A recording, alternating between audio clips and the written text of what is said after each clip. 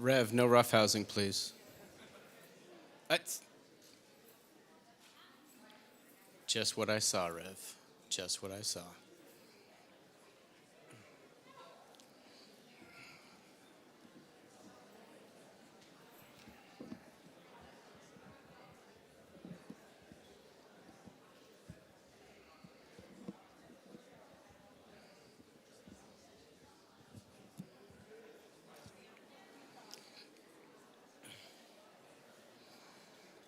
Okay. Good morning, everybody. How are we today? No, come on. Let's try that again. Where's my manners? Good morning, everybody. How are we? Happy Friday. Ladies and gentlemen, welcome to the 2024 edition of the Oratorical Contest here at Wyoming Seminary. Please do us your kind favor. Turn off your device. Please take your earbuds out, and please take your headphones down around from your ears. Today, we will be challenged by 3 finalists. The origin of this contest dates all the way back to 1892 as an opportunity to give students a voice about something they're passionate about. Our 3 finalists today have made concise, visually assisted presentations to convince you of their passion of a topic. The criteria for judging include a factual account of a topic they feel passionate about. They include a visual presentation that will accompany their speech, and most importantly, it will be judged on how well their topic resonates with you, the faculty and staff and students of Wyoming Seminary. As we begin today's contest, let's please welcome to the stage our first finalist, Paul Stevenson.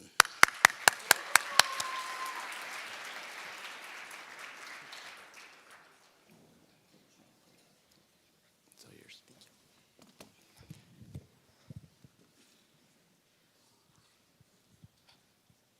Everybody likes being happy. Cliche, right? Well, it's the truth. I mean, I doubt anyone in this audience actually enjoys being miserable. But just to go ahead and prove it, let's play a little game. Go ahead and think of something in the next days, weeks, a month even, that would make you happy. And no, I won't be checking for answers. But as soon as you thought about that, you got excited. You got a little bit happy just thinking about it. Your heart started pounding a little bit faster. It's psychology. We enjoy being happy. Yet the truth is, we're miserable. Allow me to present you with the World Happiness Index, an annual survey completed by the United Nations that every year goes ahead and takes into account surveys they complete with citizens of every nation, along with other factors. And then they go ahead and rank them and assign them a number, 0 to 10. Least happy to happiest possible. And when you look at that, you'll see a lot of familiar countries on there. But the truth is, the United States is at number 19. While that might not seem too low, it's the lowest it's ever been. And other countries aren't just getting happier, but rather we're actually getting increasingly more miserable. In 2022, we were surveyed at the lowest we've ever been as a nation for that World Happiness Index, and the anticipated 2023 results, once they actually come out, are anticipated to be even lower. We're becoming more miserable. And what may only seem like a couple decimal places down from our highest standing back in 2014, in a country as big as the United States is actually 3.5 million people for every tenth of a decimal place that goes down. That's a problem. And it's especially prevalent among teens in this room because as Pew Research Center completed back in 2021, a survey asking students and high schoolers what issues they feel are most prevalent to them, there were a lot of different answers, from gang violence to teen pregnancies, but the one commonality between almost every single response was anxiety and depression. Feelings that come from the very absence of happiness, with 70% naming it as a major problem, and only 4% not citing it at all. So the question comes, how did we get here? Why are we this miserable? And so looking for answers, I turn to a definition. Because before we could actually understand how to fix happiness, we have to understand what it is. And so as my friend, positivepsychology.com explains, happiness is defined as an enduring, emphasis on that word, state of mind consisting of overall feelings of contentment, joy, and a general understanding that one's life is meaningful. Now, to get a little sciencey, in order to feel happiness, what happens is there's a trigger, emotional or physical, in the environment around us. And then that in turn produces a chemical known as serotonin that flows through the cerebral nervous system. And what that trigger does is it triggers that serotonin to flow. And in turn, we feel what we define as happiness. Now, there's two ways that we could actually produce serotonin. What we'll call reactionary sources and immediate sources. Let me explain those reactionary ones. So I'd hope everybody here knows what Veracross is. When you go ahead and open it, let's pretend right after this assembly, you see that little orange icon and you realize, oh God, the math test's in there. You go ahead and you open it up, but you realize it actually raised your grade. You're happy. Serotonin's coursing through you. Seniors, common applications, hopefully all in by now, but when we get our acceptance letters back and we see the words on that letter we want to see, boom, happiness.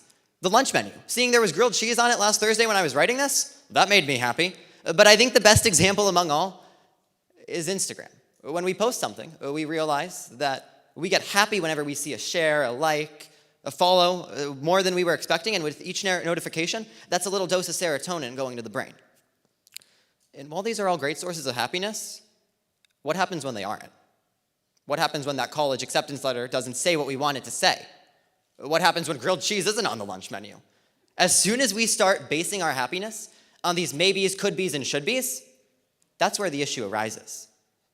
They're not sustainable sources. They're dependent on an outcome that might not even happen. And the truth was, this is how I spent 3 years of high school thinking, freshman, sophomore, and junior year alike. At the end of last year, junior year, there was an award I really, really wanted. In starting freshman year, I decided that I wanted to work for it, and I was willing to work hard. So I did a lot of things. I took the most challenging courses I could. I joined a lot more clubs than I probably should have, because I was so focused on being happy at the end last spring that I didn't care about my happiness along the way during those first 3 years.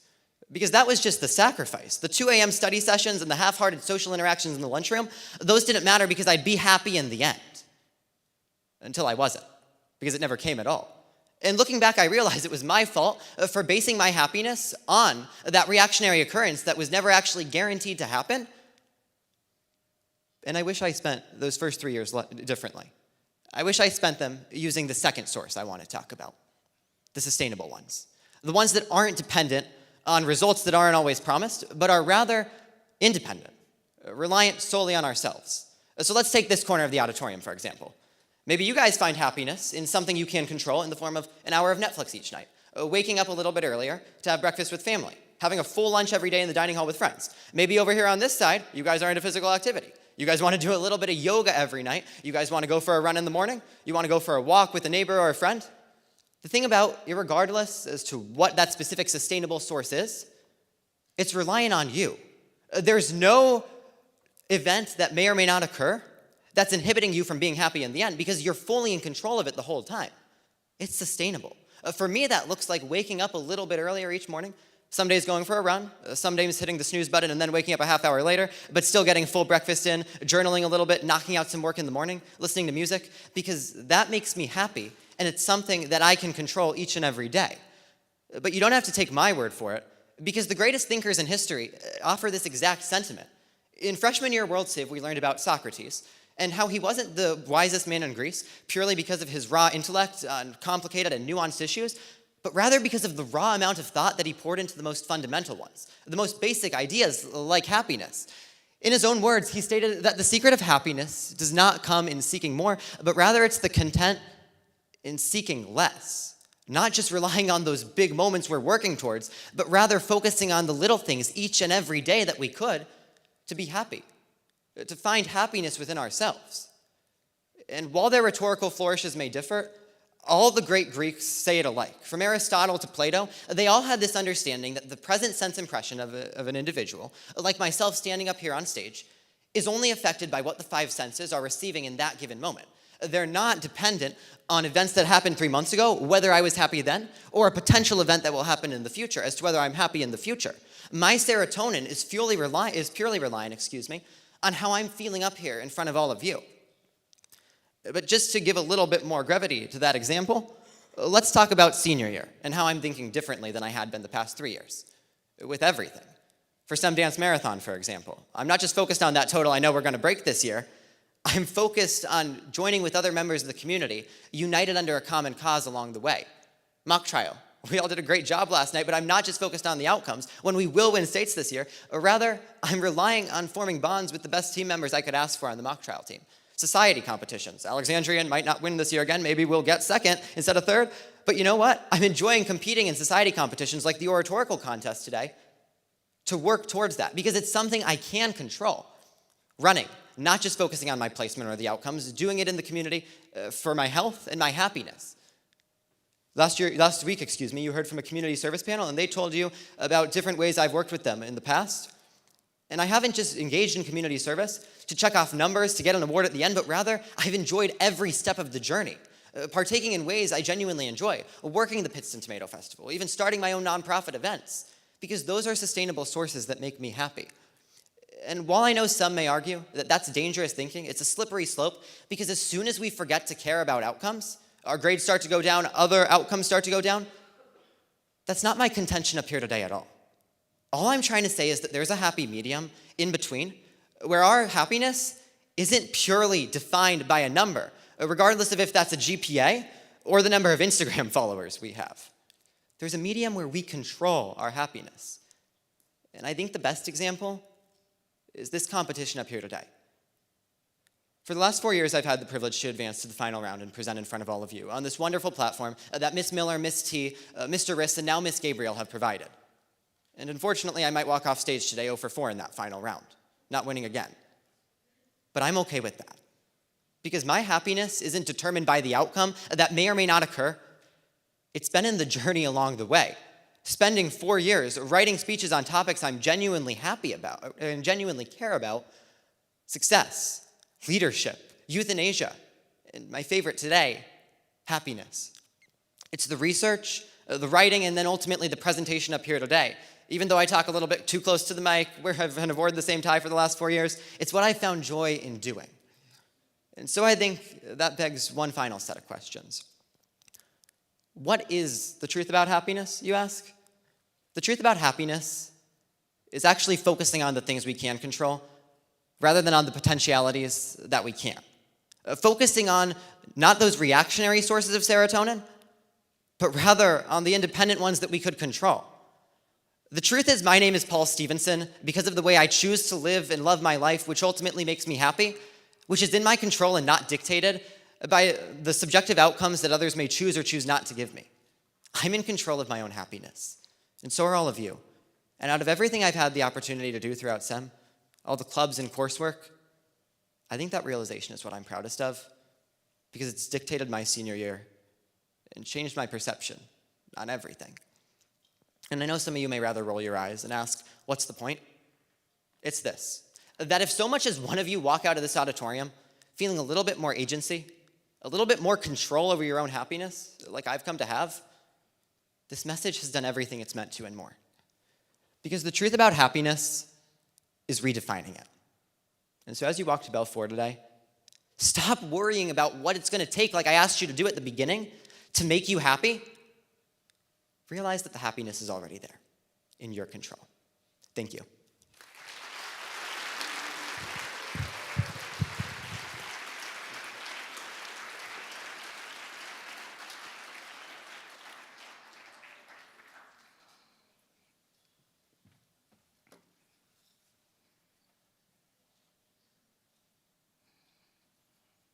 Please welcome to the stage, Q Riggins.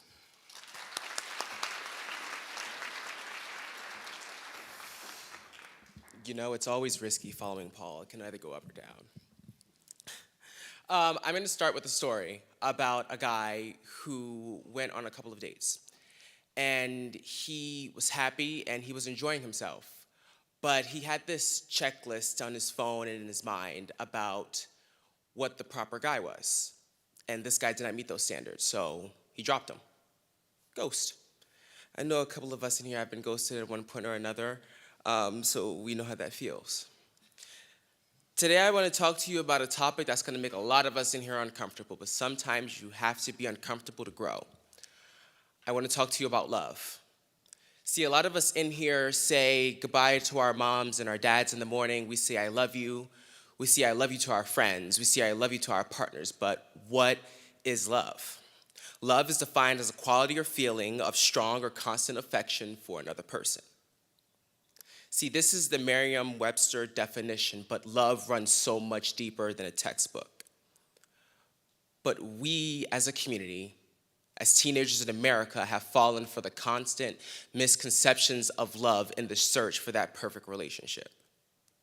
See, the misconceptions of love include what love is, that love is consistent happiness, that to be in love, you must find your soulmate, this idea of lover's intuition, that all love looks the same, that when there's a decline in passion in a relationship, that something's wrong, that problems never disappear in a relationship, that there's always a need to keep score, and that meeting people is easy. I want to take this time to debunk some of these misconceptions, starting with the idea that all love is the same. See, some people assume that everyone loves in the same way that they do. But when you try to reflect this notion onto your relationship, I can almost guarantee you'll be disappointed. See, coming into a relationship, there's factors to consider, such as a person's history, what their definition of love is, have they had traumatic breakups, and what makes them them. See, each relationship is going to be different and unique to you, and that's how it should be. See, constantly trying to portray the standards of others onto your relationship can be detrimental to you in the process. Next, the idea that love is equivalent to forever happiness. Love is going to have highs and it's going to have lows. You're going to have peaks and you're going to be in the trenches. But working through that with your partner is ultimately what's going to lead you to happiness, because you're going to learn how to work through those issues. That's the point of a relationship, not to consistently be perfect. The idea that finding love is the equivalent to finding a soulmate. 94% of teenagers believe in true love, but love is not as simple as we make it out to be. See, love is not what we see in the Notebook. It's a lot more complicated than that. See, you're gonna have hurt, and sometimes it's gonna be painful. No, it shouldn't always be in pain. It shouldn't always be toxic. But your partner is gonna be unique to you, and only you know what that feels like. Not the checklist you see in How to Build a Better Boy, but what your definition is. This idea of lover's intuition. See, sometimes we believe that just because we're in a relationship with somebody, just because they know us, it means they're always supposed to know how we feel. It's not the case. See, one of the fundamentals in a relationship is communication. Communicating when something's wrong, communicating when you feel off. Because your partner is there because they love you. They're there to talk to you. They're there to learn more about you and to learn from you. Lover's intuition is a myth, and it's a myth you have to debunk by communicating. Lastly, this idea that the decline in passion is equivalent to something being wrong. 60% of students think that the perception of teenagers in love is negative rather than positive. See, we tend to focus on those beginning days, those beginning months, where things are fast and things are high and you're new, and it's that honeymoon phase. See, we tend to focus so much on that when things slow down, we think something's off. We think our partner doesn't love us or that they're no longer attracted to us, but that's not the case. See, over time, you fall into a rhythm, you fall into a groove with your partner, and that's how it's supposed to be. Because love is you falling in sync with the person you're with. But love is so much more than just romance. It's also platonic. A platonic relationship is defined as one with no romantic or sexual features, but it's more than just friends. See, according to the ancient philosopher Plato, for whom the concept was coined after, a platonic relationship is a type of love experienced when we identify personal, positive qualities that we feel complete us with another person. See, it's a natural connection between two or more people.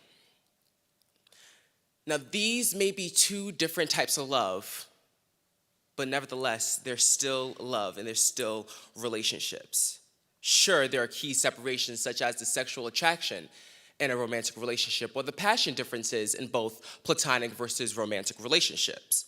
But nevertheless, they still require similar things, such as they both need to be nurtured, they need to be cared for, they require communication, and they require listening.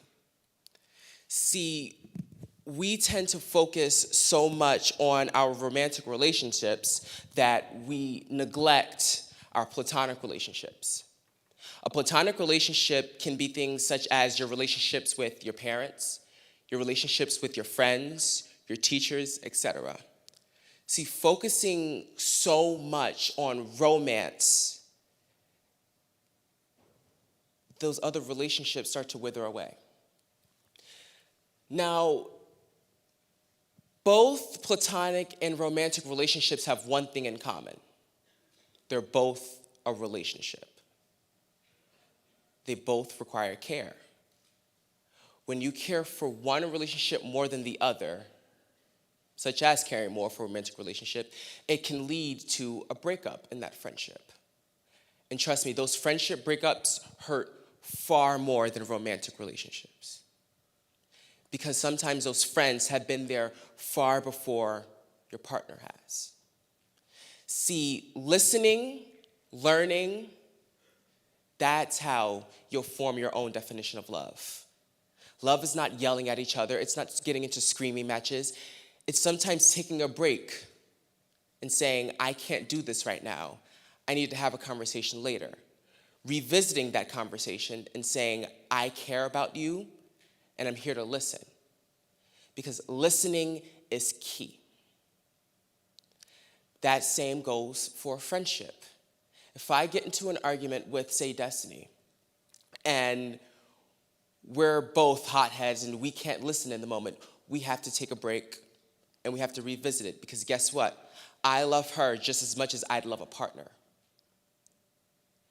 But nevertheless, before you can love someone else, you need to love yourself. Because that's when you'll find your definition of what love is. When you can wake up in the morning, go look at yourself in the mirror and say, I love what I see. I love who I am, and I love how I feel. That's when you'll know the feeling of love. Because yes, I gave you two textbook definitions of what love is. But only you know how love feels. See, I told you a story in the beginning about a guy who basically failed himself because he was so worried about a checklist and meeting every single standard that he had. Trust me, I'll never make that mistake again. Because I know that love is a natural connection. It's a connection to not only a partner, but to the people I surround myself by. Because I'm not going to surround myself in a group where I don't feel loved, where I don't feel supported. And that's a lesson that everyone in here needs to carry with them. Yes, adults too. Because we all feel love. Some of us next year are going off to college and will eventually, I'm hoping for some of you to get married and not be lonely. I hope for some of you to keep your friendships and nurture them, because we can't go through this life alone. But we also can't go through this life focusing on one relationship more than the other. Because at the end of the day, all of our relationships make up who we are. Thank you.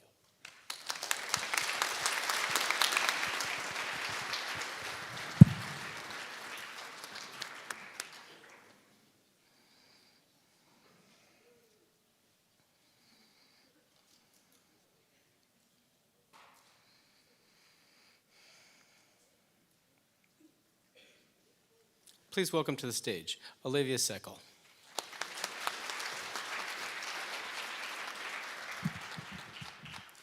Perfection. It is a word that many people obsess over. The perfect SAT score, 100 on a test, the perfect performance in a game or in a show. But is perfection attainable? Perfectionism, or the idea of attaining a perfect life, is a goal often pursued by many. And by definition, perfection means having no flaws. But as humans by nature, we are expected to make mistakes and hopefully learn something from them along the way. Does this mean that we need to take a step back from that idea of perfection and instead focus on achieving our personal best? In other words, strive for excellence. By striving for excellence instead of perfection, it allows us to grow along the way. Now, truth be told, my experience with perfection has followed me throughout my life, often occupying my thoughts. But it wasn't until just recently that I experienced the true benefit of striving for excellence instead. This occurred at my summer job this past year. On my first day of work, I was told that the job at hand was to make the perfect pizza. Now, this did not come as easily as it may sound. I'm not talking about DiGiorno frozen pizza pies here. I had to learn precisely how much sauce, cheese, and other toppings went on each pizza.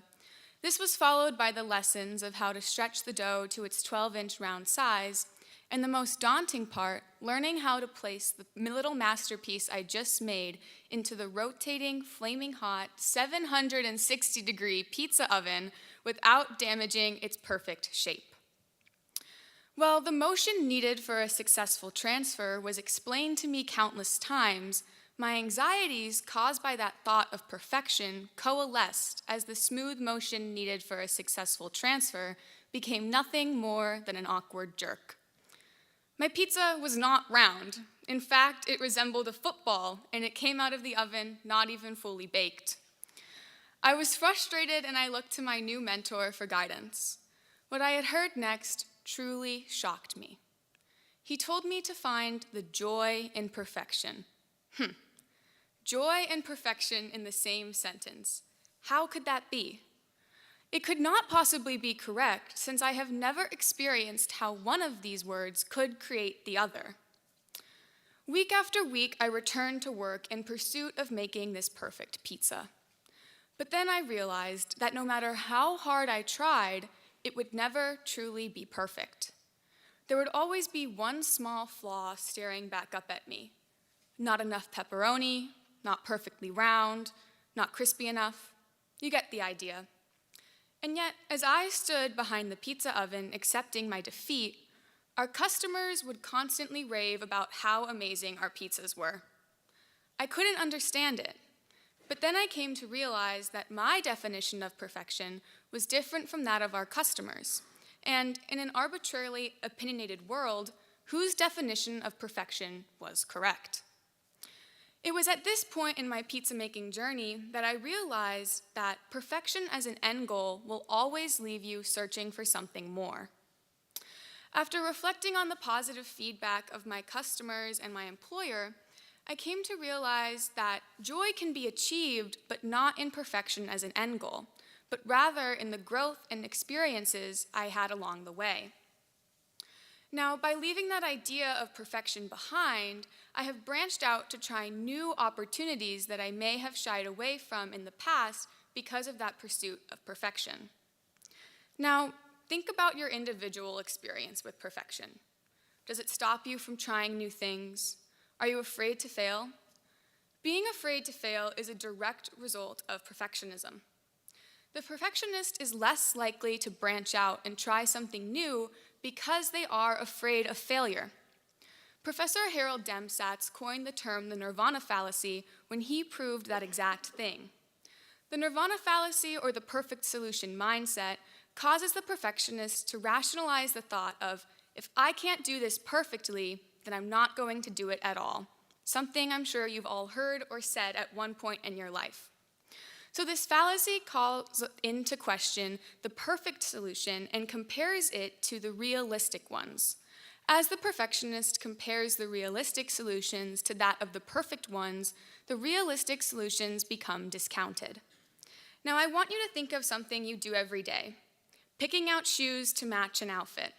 While this might seem like a simple task, the perfectionist is often stopped when doing this. You have a pair of Converse, but deep down you really want to wear Doc Martens. And those you don't have with you. So therefore, the converse, the solution that may be realistic is not perfect because you do not have the Doc Martens. So here the perfectionist is stopped because they cannot continue throughout their day because they lack the opinion to choose the correct solution. Well, perfectionists are not only stopped when trying to pick a shoe to match an outfit, it can also lead to burnout. Perfectionists will raise their standards to an even higher level that they cannot achieve.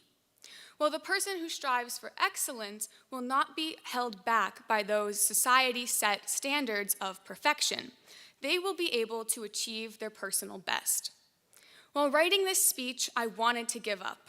I thought about emailing Miss Miller and telling her I could not do it because I could not get it to my standard of perfection. But then I would be giving in to that idea of perfectionism, and that is the exact opposite of my speech. So I stopped myself from heading down that pathway to burnout and told myself, you're doing your best work right now and to keep going. In a study done by the American Institute of Stress, they have shown that 76% of American workers have experienced burnout at one point of their career. Now, this goes beyond that sense of tiredness that you experience after a long, hard day of work. The 76% have pushed themselves to that unachievable level of success, perfection. So as the perfectionists strive to achieve that standard, it's not possible for them. On average, a perfectionist will spend 1 additional week working on a project than a person who strives for excellence. When the perfectionists get to that 95% mark, typically where the person striving for excellence stops, the perfectionist keeps in pursuit of that last 5%, sometimes never completing the task. Now, please hear me out. I'm not saying you need to lower your standards. I am simply saying that by striving for excellence instead, you are saving yourself from heading down a pathway to burnout and stress in the future. Now, life is not perfect. And as a society, we need to learn to appreciate the joy found in a job well done. By striving for excellence instead, we are allowing ourselves to grow on a deeper level, both in our professional and personal endeavors. Excellence is not a destination, but rather a way of life. There is something to be said about finding joy and pride in your accomplishments, and that feeling is worth much more than obsessing over perfection. There is joy to be found in excellence. Thank you.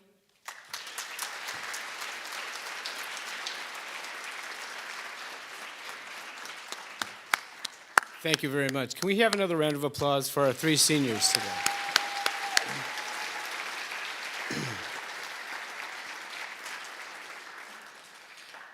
As our judges deliberate and find this year's champion, I have a few minutes to share with you something I feel passionate about. And it starts with a simple question. The simple question is, how far will you go to help someone? Would you cross a road? Would you go across town? Would you go across an ocean? Since 1961, over 240,000 United States citizens have answered yes when they joined the United States Peace Corps. As volunteers, we strive to work in developing countries guided by these 3 principles. First, our work is a technological and educational exchange with the communities in our host countries.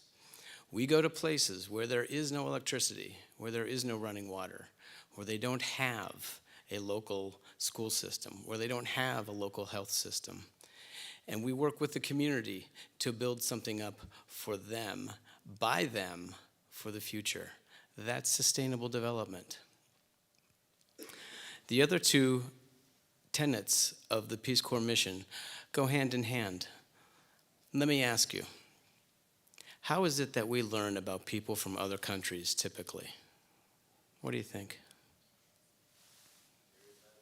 Stereotypes? Okay. But where do we get that information every day? Internet? Something a little less tech, maybe? Go back a few years? Yes, Jack? The news. We first learn about other people through the news. And generally, what kind of news is that? Not fake news. American news? There we are. Bad news. That's a bias. That's a bias inherent in the way we receive our information in the latter half of the 20th century and onto the 21st century. Part of breaking that bias and part of breaking that stereotype is to commit yourself to living and working and playing and sharing a meal and sharing a sport with people from another country, and to do so for the long term. And that's what a 2-year commitment in the Peace Corps realizes. The last part of our commitment and our tenets are the job that I'm doing right now. My Peace Corps service has not ended. By being here today and sharing with you my experience, I'm giving you a glimpse of what it's like to live in a country far away in the developing world. What was my motivation? As a recent graduate in college a long time ago, I had some options. I could have gone into the job market. I could have gone on to grad school. I could have started making money, bought a car, had a house, and did all those things.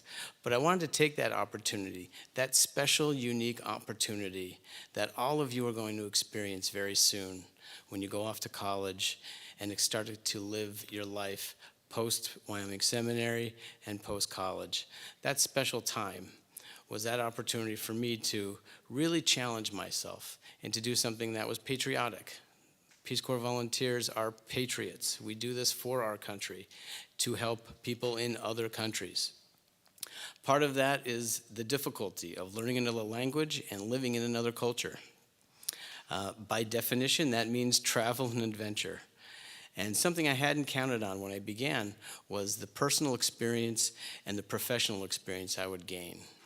Many of my volunteers have moved on to work in the United Nations, UNICEF, Save the Children, the International Red Cross. Finding these unique, special opportunities was only possible because I took the good risk and joined my fellow volunteers. What do we do as volunteers? This is the 6 general categories of work. As a water resource volunteer, I mostly worked in environmental, agricultural, and community health projects. Where did I work? Mali in West Africa. So there it is in all of its grandeur, just south of the Sahara Desert. About 2/3 of the country is Sahara Desert. And one of the fun things I got to experience was my first sandstorm. It's scary. It rolls in, and the entire horizon is this giant cloud that slowly swallowed the city I was in. And for about a half hour, I felt like I was inside a vacuum cleaner. Don't worry, the sun comes out, everybody's a little bit dustier, but then we get on with our lives. Another thing that Mali was known for is Timbuktu. So about 500 years ago, Timbuktu was one of the most cosmopolitan, sophisticated cities in the world. It had a large university, a very large library, and was one of the richest cities. It was a hub of commerce and trade. And to this day, we can still find that title in things that we say about Timbuktu. Traveling to Timbuktu, though, was a little bit different traveling to my village was a little bit different from going to a cosmopolitan city. The place where I lived was very much like the Southwest in America. It was dry, it was hot. For 4 months of the year, it didn't rain. And I got to ride a 1960s era train from France to get there. But when I got there, I had this waiting for me. My sweet home, my home sweet home, which is the stereotypical house of any Peace Corps volunteer. It was a mud hut with a straw roof. And that mud hut with the straw roof had no electricity, it had no running water, it had no internet, no telephone. But what it did have were some chairs for my neighbors and I to hang out. What it did have was my bicycle, which was my mode of transport. around my region. And it had friends, and my friends would help me. And this was my best friend in the village at the time when we had to change the roof of my house because it was leaking. So he and about a dozen other people who are not in the picture lifted the roof off my house. And we worked to get the straw back on. So I'd have a roof, literally a roof over my head.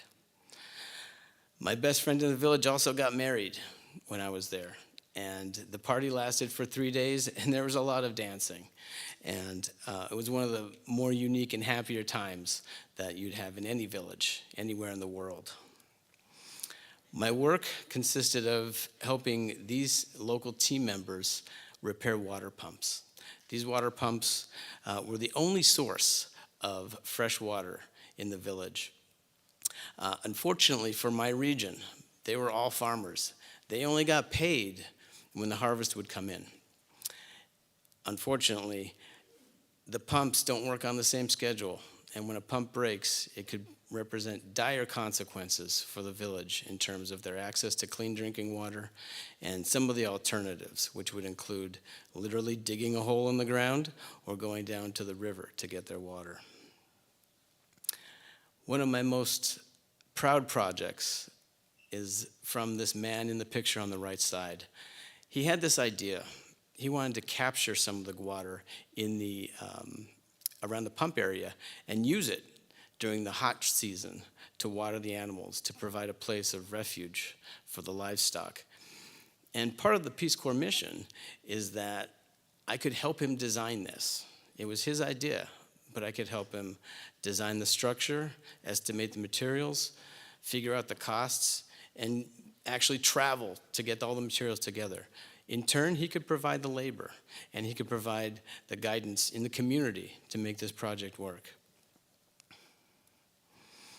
There was a lot of fun times, and there was a lot of adventure besides the work.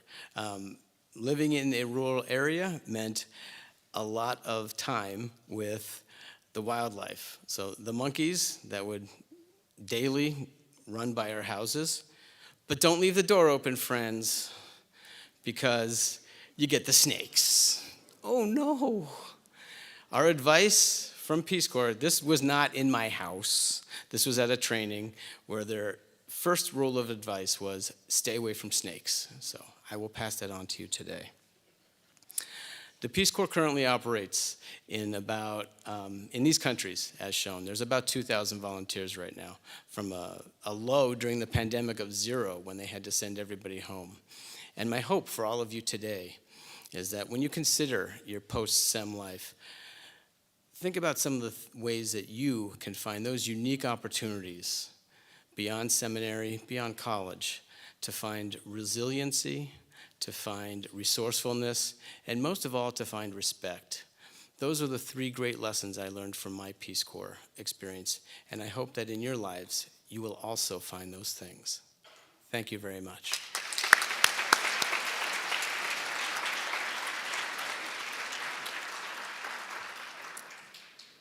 May I present the winner of the 2024 Oratorical Competition, Mr. Paul Stevens.